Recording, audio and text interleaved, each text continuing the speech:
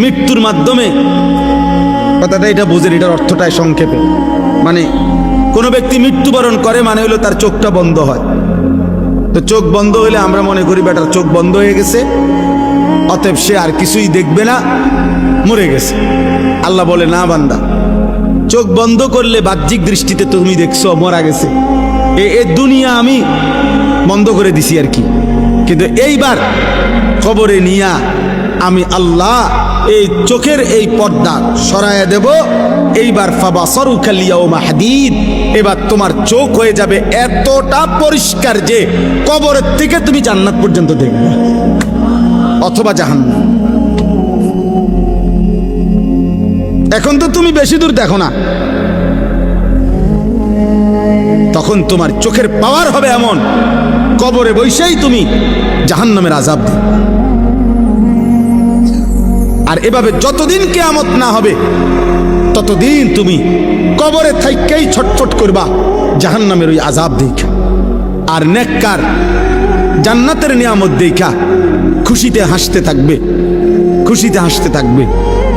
হ্যাঁ, মজার কোনো বিষয়ে মানুষ আগের থেকে কল্পনা তো মজা পায়।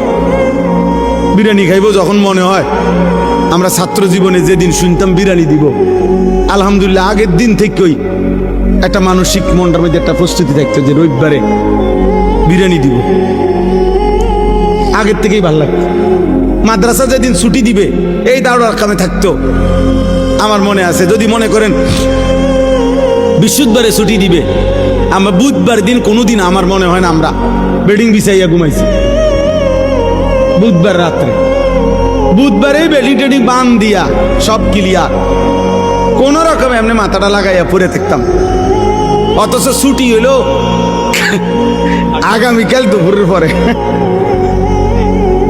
কিন্তু মজা লাগতেছে যে বাজ্জাম। তো জান্নাতি বান্দা জান্নাত দেখেই মজা পাইতে থাকবে আর বলবে, ইয়া রব্বি আকিমিস সাআ, আল্লাহ কিয়ামত হয় না কা, ইসরাফিল ফু দে না কা, হাত্তা আরজিআ ইলা আহলি, আমি আমার পরিবার, আমার হুরেরা, আমার জান্নাতে যাবো না আমি। আর নাফরমান বলতে থাকবে হাদিসে, ইয়া রব্বি লা তাকুমিস সাআ, আয় আল্লাহ কিয়ামত যেন না হয়, ইসরাফিল যেন ফু না দেয়, আহা এই আযাবে আমি কেমনে থাকব। আল্লাহ আমাদেরকে হেফাজত করেন।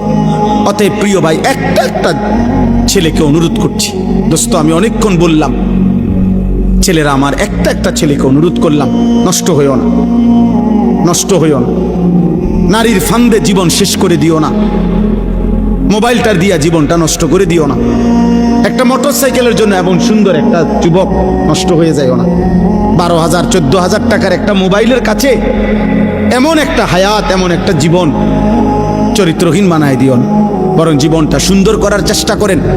প্রত্যেকের কাছে অনুরোধ, নবী সাল্লাল্লাহু আলাইহি সাল্লামের একটা একটা সুন্নাত, একটা একটা সুন্নাত আমল করবেন। আল্লাহ তাআলা আমাদেরকে তৌফিক দান করেন।